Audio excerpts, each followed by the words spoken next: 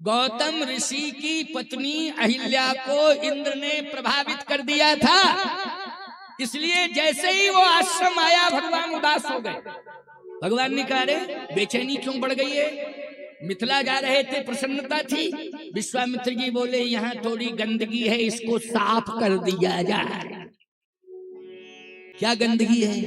कहे थोड़ा अंदर चलो। वास्तव में जितने वृक्ष थे सब सूख गए, पत्ते सब पड़े हुए थे, वृक्ष सूखे हुए थे, कूड़ा कचरा डंप था। बोलो ये गंदगी है कि नहीं? क्योंकि जिस घर में झाड़ू नहीं लगती है कचरा जमा हो जाता है, जिस आश्रम में झाड़ू नहीं लगती है उस आश्रम में कचरा जमा हो जाता है। अगर सड़कों पर भी झाड़ू न लगाई जाए तो कचरा जमा हो जाएगा, इसलिए साफ करना पड़ता है। जब से गौतम ऋषि श्राप दे दिए हैं, अहिल्या पत्थर की पड़ी है और जितने भी वृक्ष थे सबने पतझड़ कर दिया, सब सूख गए। अब कौन सफाई करने वाला है? और आपको बतावे, सूखे वृक्षों पर पक्षी नहीं बैठते, सूखे वृक्षों पर पक्षी नहीं बैठते हैं, पक्षी पलायन कर गए। प्रमाण क्या है? आश्रम एक दीख मगमाई, आश्रम एक दीख मगमाई, आश्रम एक दीख मगमाई, आश्रम एक दीख मगमाई,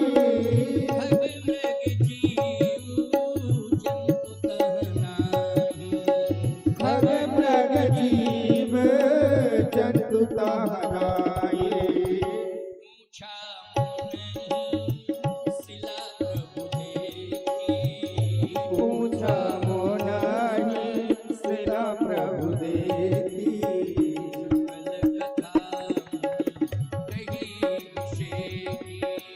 सकल कथा मुनि कही विसेखी, सकल कथा कही विसेखी, सकल कथा मुनि कही विसेखी, सकल कथा मुनि कही विसेखी।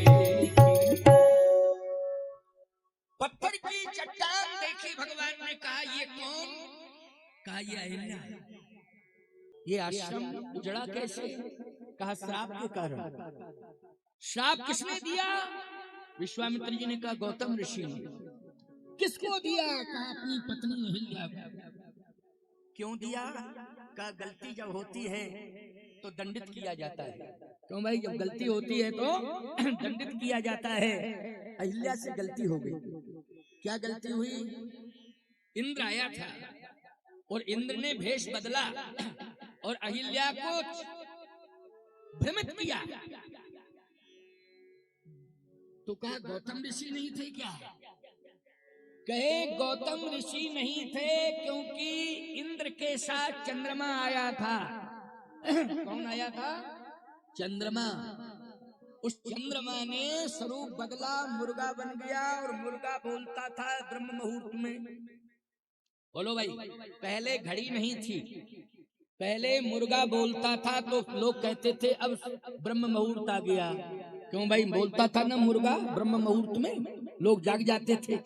और फिर थोड़ा थोड़ा गैप से बोलता था तो लोग समझ लेते थे अब इतना बज गया है, ये इतने बजे वाला मुर्गा बोला और ये इतने बजे वाला मुर्गा बोला। अब मुर्गा बोलता ही नहीं है, बोलता है तो दिन में 12 बजे बोलता। क्यों भाई? मुर्गा भी टाइम बदल दिया। बात यह है, हम आपको बतावें, मुर्गा है ये भगवान की घड़ी। बोलो मुर्गा क्या है? भगवान की घड़ी। बोलो है कि नहीं? अच्छा, सूर्य क्या है? भगवान का हैलोजन। जल्दी बोलो क्या है? हैलोजन। अच्छा, चंद्रमा क्या है? चंद्रमा है वातानुकूलित व्यवस्था देने वाला। क्यों भाई? शीतलता देने वाला है ना, शीतलता देने वाला चंद्रमा, उष्णता देने वाला सूर्य, और मुर्गा बोले समय का निर्धारण करने वाला। प्यारे, इस तरह से हमारे यहाँ बंटवारा हुआ है। तो कहा कि ये चंद्रमा आया। हाँ, चंद्रमा ने क्या किया? बोले ये मुर्गा बन गया और 1:30 बजे रात को बोल गया। भ्रमित हो गए गौतम ऋषि, बोले ब्रह्म मुहूर्त आ गया, अब तो गंगा स्नान करना चाहिए। वो गंगा स्नान करने चले गए। उधर गंगा जी ने कहा महात्मा अभी तो 1:30 बजा है, अभी क्यों आए हो? जाओ जल्दी, तुम्हारे आश्रम में तो चोर घुस गए हैं। कौन घुस गए? चोर घुस गए, तुम्हारे घर में घुसे, जल्दी जाओ। अच्छा, जो रात को घुसे वो चोर क्यों भाई, जल्दी बताओ।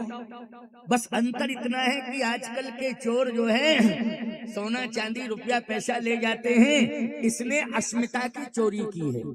बोलो इसने किसकी चोरी की है? जल्दी बोलो। अस्मिता की चोरी किसने? इंद्र ने। गौतम ऋषि की अस्मिता अहिल्या है, बोलो है ना, चोरी की है।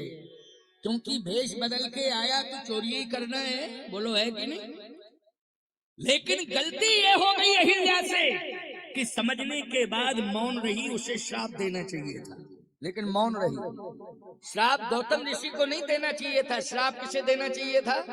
अहिल्या को। अहिल्या स्वयं तपस्विनी है, श्राप दे सकती थी, लेकिन नहीं। श्राप किसने दिया? गौतम ऋषि ने आकर के श्राप दिया। इसलिए भूल सिद्ध हो गई कि तुझे ही दंडित कर देना चाहिए था, मुझे कुछ कहने की आवश्यकता ही नहीं पड़ती, लेकिन तू मौन रही, इसलिए मौन के कारण तुझे दंडित कर रहा हूं कि तू हमेशा के लिए मौन हो जा, पत्थर की हो जा। और बोलो पत्थर मौन रहता है कि नहीं रहता है? जल्दी बोलो। हमारे यहाँ पाषाण में प्राण प्रतिष्ठा कर दी जाती है, तब भी प्राण प्रतिष्ठा के बाद बोलो मूर्ति मौन रहती है। क्यों भाई रहती है कि नहीं? देती सब कुछ है, वरदान दे देती है, फल दे देती है, लेकिन मौन रहती है। क्यों? किसकी मूर्ति है? जल्दी बोलो। पत्थर की मूर्ति है, प्राण प्रतिष्ठा करने के बाद भी मौन रहती है। इसलिए अहिल्या तू मौन रही है, तूने विरोध नहीं किया है, श्राप नहीं दिया है, इसलिए जाओ मैं श्राप देता हूं, तू पत्थर हो जा, सदा मौन ही रहेगी, अब तुम बोल नहीं पाएगी। इंद्र से कहा कि तूने आज छल किया है, इससे सिद्ध होता है कि तू स्वर्ग छोड़ करके धरती पर भोग करने आया। क्यों? स्वर्ग छोड़ करके धरती पर क्या करने आया? भोग करने आया। इसलिए जो भोगी होता है वो रोगी होता है। जा तेरे रोम रोम में रोग व्याप्त हो जाए, इसलिए तू सहस्त्र योनिज हो जा। तो पूरे रोम रोम से दूषित रक्त निकलने लगा। सहस्त्र योनिज का अर्थ है कि रोम रोम से दूषित रक्त निकलना। ये बहुत खतरनाक बीमारी है, याद रखना। मृत्यु लोक के वैद्यों की बात छोड़ो, स्वर्ग लोक के राज वैद्य अश्विनी कुमार भी इस बीमारी का इलाज नहीं कर पाएंगे। बोलो स्वर्ग के वैद्य कौन है? अश्विनी कुमार। अश्विनी कुमार में बड़ी क्षमता है, देवताओं को नित्य नूतन आनंद देते हैं। बोलो देते हैं कि नहीं? इसलिए देवता मरते नहीं हैं, अमर हो गए। बोलो भाई, लेकिन उन्हें भी वैद्य की जरूरत पड़ी कि नहीं पड़ी? जल्दी बोलो। देवताओं को वैद्य, अगर वैद्य की जरूरत न होती तो अश्विनी कुमार की क्या आवश्यकता? लेकिन ऐसी औषधियां रसायन पिलाते रहते हैं कि देवता मरते नहीं हैं, देवता अमर हैं। लेकिन मैं आपको एक बात बताऊं, ध्यान से सुनना। जैसे कठिन बीमारी हो जाए और व्यक्ति मरे ना और लोग बदबू आवे पास न जावे, तो ऐसा अमर होना कोई पसंद करेगा क्या? बदबू आवे कोई पास न जावे और कहे हम तो अमर हैं, धिक्कार है ऐसी अमरता को। वो व्यक्ति ये कहेगा मर जावे तो ज्यादा अच्छा है। लेकिन इंद्र के शरीर से दूषित रक्त निकल रहा है, प्रदूषण फैल गया है। अश्विनी कुमार के पास गया, अश्विनी कुमार से कहा कि मेरा उपचार करो। अश्विनी कुमार ने कहा इतना खतरनाक श्राप लग गया है कि इस बीमारी का कोई इलाज नहीं है, ना कोई दवा है, ना कोई रसायन है, उपचार हो ही नहीं सकता। इंद्र ने कहा तो क्या करूं? देवताओं को बिठाया, कहा गलती तो बड़ी हो गई, बहुत बड़ी गलती हो गई। देखो एक बात आपको बतावे, आदमी गलती करने के पहले उसकी आत्मा उसको टोकती है। सही बतावे आपको, गलती करने के पहले आत्मा कहती है मत करो मत करो मत करो। क्यों कहती है कि नहीं आत्मा? और जब व्यक्ति आत्मा की बात नहीं मानता है और गलती कर देता है तो फिर पछताता है। क्यों? कि गलत हो गया, हमें ऐसा नहीं करना चाहिए था, गलत हो गया। लेकिन बोलो आत्मा ने पहले रोक दिया कि नहीं रोक दिया? मत जाओ मत जाओ मत जाओ, गलती मत करो। अगर आत्मा की बात मान जाते तो निश्चित रूप से हम पछताते नहीं, लेकिन बाद में पछताना पड़ता है। ऐसे ही इंद्र पछता रहा है कि मुझसे गलती हो गई, गलती हो गई, भूल हो गई, भूल हो गई, भूल हो गई। लेकिन हो गई भूल। अश्विनी कुमार ने कहा कि मेरे पास कोई उपचार नहीं। देवताओं को बिठाया, इंद्र ने कहा कि क्या किया जाए, गलती हो गई। लेकिन अब इस गलती की सजा भी हम भोग रहे हैं, लेकिन इस रोग से छुटकारा कैसे मिलेगा? तो देवताओं ने कहा एक ही उपाय है, दूसरा नहीं। क्या? मिथिला में भगवान राम आ रहे हैं, दो की गलती है, अहिल्या की और तुम्हारी। तो जैसे ही मिथिला की ओर प्रभु राम जाएंगे तो पहले अहिल्या का उद्धार करेंगे और मिथिला में जाके तुम भगवान का दर्शन कर लेना तो तुम्हारी बीमारी दूर हो जाएगी, रोग मुक्त हो जाओगे। प्रभु के दर्शन से ही बीमारी दूर होगी, और कोई उपाय नहीं है। तो बोलो आज अहिल्या का उद्धार करने के लिए भगवान पहुंच गए। अब मिथिला में पहुंचेंगे तो इंद्र जाएगा और सहस्त्र नेत्रों से, जो उसके सहस्त्र नेत्र, सहस्त्र योनि जो हो गया ना, शायद ये नेत्र हैं, याद रखना, दूषित नेत्र। बोलो भाई कैसे नेत्र हैं, जल्दी बोलो। दूषित नेत्र हैं, जिनमें गंदगी भरी रहती है, वही दूषित नेत्र होते हैं। समझ गए हो कि नहीं? क्यों? क्या हम डॉक्टर हैं जो डिटेल बता रहे हैं तुमको? बता दिया है, इतना ही पर्याप्त है। क्यों भाई, पर्याप्त है कि नहीं? बदबू आती है दूषित नेत्रों में, याद रखना, क्योंकि गंदगी भरी हुई है, इसलिए बदबू आती है। इंद्र पहुंच गया, पछता रहा है। एक नेत्र नहीं है, 1000 नेत्र हैं, लेकिन उन हजारों नेत्रों से गंदगी निकल रही है। बस एक ही सहारा है कि भगवान का दर्शन मिल जाए, तभी छुटकारा मिले। खबरदार, यह कलिकाल मलायतन मन कर देख विचार। इस कलिकाल में गंदगी भरी है, और हमारी आंखें क्या देख रही हैं, जल्दी बोलो। जब इस संसार में गंदगी भरी है, तुलसीदास जी कह रहे यह कलिकाल मलायतन मन कर देख विचार। अरे विचार कर, मूढ़ ज्ञान, मूढ़ नर, अज्ञानी मानो, तू विचार कर, ये गंदगी भरी है संसार में, लेकिन तू इन आंखों से देख रहा है, ये आंखों में गंदगी आ गई है। लेकिन इस आंखों की गंदगी को, संसार की गंदगी को अगर दूर करना है तो मंदिर में जाकर के इन आंखों से भगवान का दर्शन कर लिया करो। आंखें साफ हो जाएंगी, गंदगी दूर हो जाएगी, आंखें साफ हो जाएंगी, भगवान का दर्शन कर लिया करो। सुबह शाम करना चाहिए कि नहीं करना चाहिए? दर्शन करना चाहिए, क्योंकि गंदगी भरी है। जब संसार में हो, देख रहे हो संसार गंदा है, तो गंदगी आ गई कि नहीं आ गई आंखों में? लेकिन इसको साफ करने के लिए मंदिर बनाए जाते हैं, चाहे सातनेर में बनाए जाए, चाहे आठनेर में, चाहे बैतूल में। क्यों भाई है? लेकिन मंदिर बनाए हैं, काहे के लिए बनाए हैं? खाली घड़ी घंटाल बजाने के लिए? हलवा मालपुआ का प्रसाद लेने के लिए? इसके लिए नहीं बनाए हैं। आंखों की गंदगी को दूर करने के लिए भगवान के मंदिर बनाए हैं। हम रोज सुबह शाम दर्शन करें। आज विश्वामित्र जी ने कहा कि ये श्रापित है, इसका उद्धार कर दीजिए। कैसे होगा उद्धार? इसके ऊपर चरण रख दो। भगवान ने कहा चरण तो हम नहीं रखेंगे, इसलिए क्योंकि ये गौतम ऋषि की पत्नी है। हम ऋषियों के चरण छूते हैं। क्यों ऋषियों के चरण छूते हैं? भगवान छूते हैं कि नहीं छूते?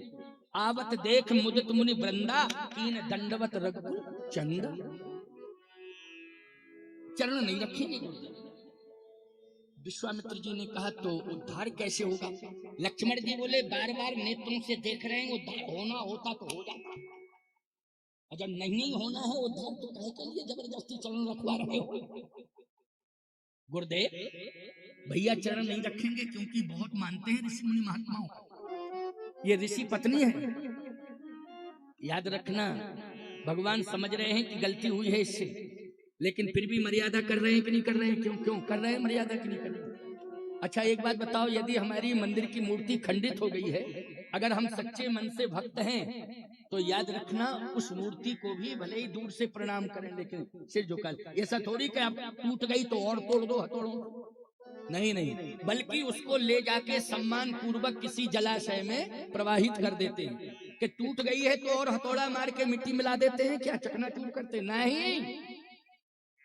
औरंगजेब ने कितनी मूर्तियां तोड़ी, आज भी वो रखी हुई हैं, और कहीं कहीं भक्तों ने उनको पवित्र नदी में विसर्जित कर दिया है। वो लोग किया है कि नहीं किया, ये श्रद्धा की बात है। भले ही इसको की गलती हो गई है, श्राप मिल गया है भगवान ने कहा, लेकिन हम पैर नहीं रखेंगे। लक्ष्मण जी ने कहा भैया एक काम करो, थोड़ा सा और प्रेशर बनाओ, प्रभाव छोड़ के उद्धार कर दो। भगवान ने कहा तो करता हूं। तो वाणी का प्रयोग किया। किसका प्रयोग किया? वाणी का। ए पूछा मुनि शिला प्रभु देखी, पूछा मुनि शिला प्रभु देखी, पूछा मुनि शिला प्रभु देखी, पूछा मुनि शिला प्रभु देखी, सकल कथा कही विषेकी, सकल कथा मुनि कही विषेकी, सकल कथा कही विषेकी, सकल कथा मुनि कही विषेकी, पूछा मुनि शिला प्रभु देखी। पूछा मानी वाणी की कृपा, और देखी मानी नेत्रों की कृपा, और इशारा किया हाथ से, ये कौन है? तो हाथ की कृपा। क्यों भाई हो गई? लेकिन ज्यों की त्यों पड़ी, कुछ नहीं हुआ। लक्ष्मण जी बोले जितना प्रभाव प्रेशर था सब बना दिया, लेकिन अब बात आगे नहीं बनेगी। गुरुदेव क्षमा करिए मेरे भैया, पैर नहीं रखेंगे। विश्वामित्र जी बोले राम अभी भाई की बात मानते रहे तो नेत्रों की कृपा, वाणी की कृपा, हाथ की कृपा, लेकिन अब गुरु की बात मान जाओ, थोड़ा चरण और धर दो। कहे गुरुदेव अपराध। बोले गुरु की जिम्मेवारी है कि शिष्य को अपराध से मुक्त करे। बोलो किसकी जिम्मेवारी है? गुरु की जिम्मेवारी है। अगर आप जिम्मेवारी ले रहे हो तो मैं रखे देता हूं।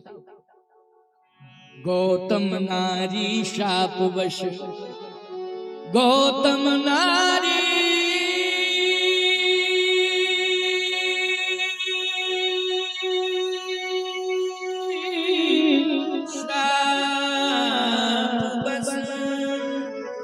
उपल देहि धरधि,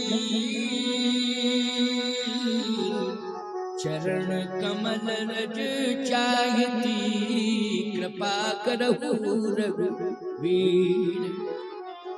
विश्वामित्र जी ने कहा चरण रख दो, मैं आज्ञा दे रहा हूं, आप कह रहे हो तो मैं रखे देता हूं। और जैसे प्रभु राम ने चरण रखा, न हिली न डुली न बोली। लक्ष्मण जी बोले हम बार बार मना कर रहे थे आपको, चरण मत रखो मत रखो, आज चरणों रख दिया फिर भी कुछ नहीं हुआ। भगवान बोले गुरु जी कह रहे थे हम क्या करें, गुरुदेव की आज्ञा थी इसलिए हमने मानी। लेकिन गुरुदेव समझे अब। विश्वामित्र जी बोले समझ रहा हूं, पावर ठीक से सप्लाई नहीं हो रहा है। क्यों भाई? पावर सप्लाई नहीं हो रहा है, कहीं ना कहीं कनेक्शन लूज है, इसलिए करंट सप्लाई नहीं हो रहा। क्यों भाई? कनेक्शन अगर लूज होता है तो ठीक से, क्यों कनेक्शन लूज के पावर सप्लाई कहां से हो जाएगा? करंट ही नहीं मिलेगा।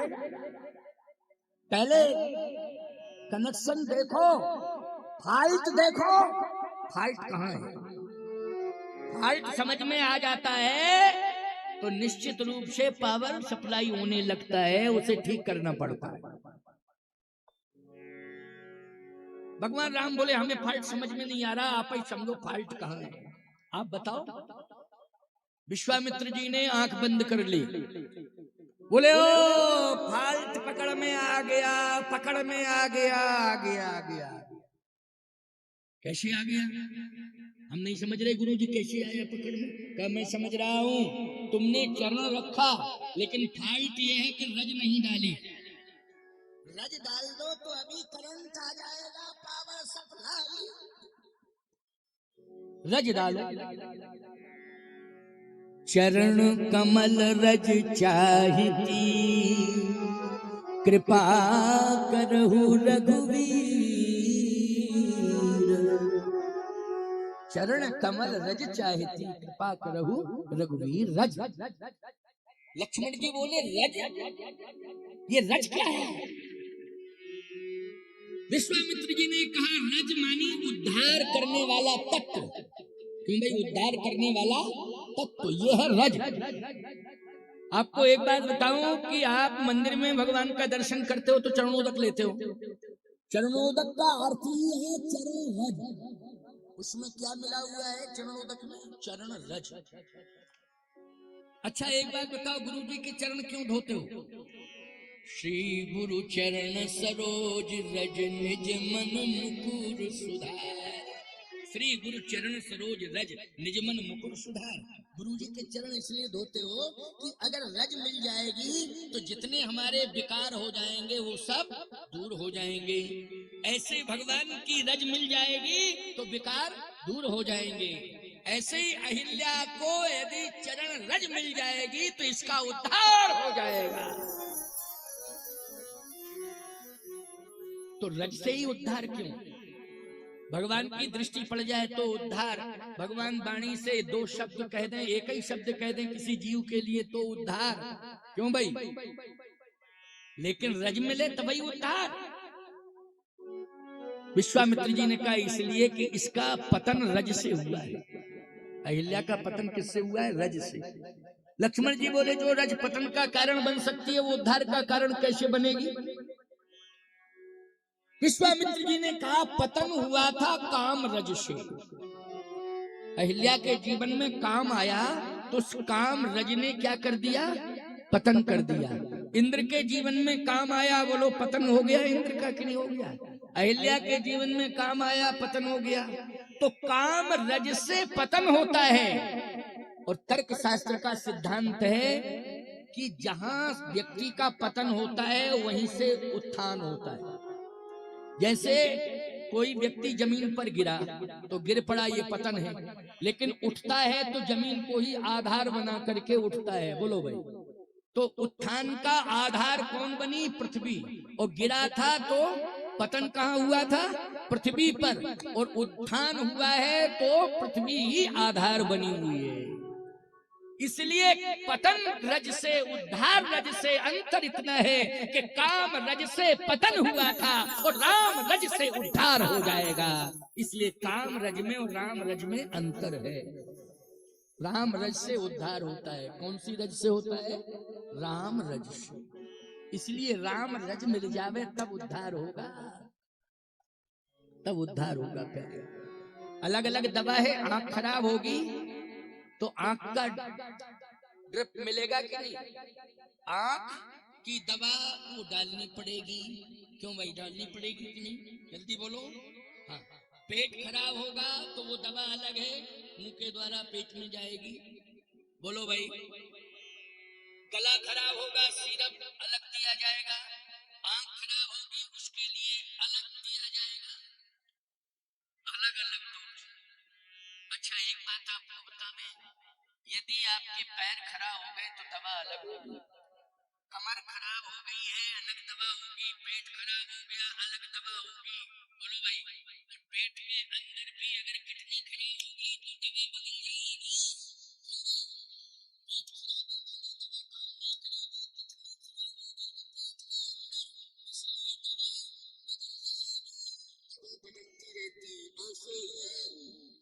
काम रज ने प्रभावित किया है, इसलिए अब राम रज का डोज देना पड़ेगा। और जैसे ही राम रज मिले तो पर सत पद पावन शोक नसावन प्रगट भई तप पुंज शही। प्रगट भगवान का दर्शन करने लगी, चैतन्यता आ गई और दर्शन करके आंखों में आंसुओं की धार निकल रही है। मुनि श्राप जो दीन्हा अति भल कीना, परम अनुग्रह में माना। जो मेरे पति ने मुझे श्राप दिया, आज मैं समझ रही हूं उसने बड़ी कृपा की मेरे ऊपर। लक्ष्मण जी ने कहा श्राप दिया पति ने और कह रही कृपा की है, कैसे?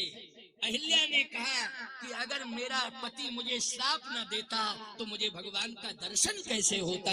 इसलिए वो श्राप नहीं था, वो तो वरदान था जिसने भगवान का दर्शन करा दिया। बोलो वो श्राप नहीं, वो क्या है? वो वरदान है, भगवान का दर्शन मिल गया। याद रखना, गुरु का कोप यदि हो जाए ना तो ये समझ लेना कि कुछ ना कुछ भगवान की प्राप्ति होने वाली है। क्योंकि गुरु का क्रोध क्या होता है जानते हो? वरदान होता है।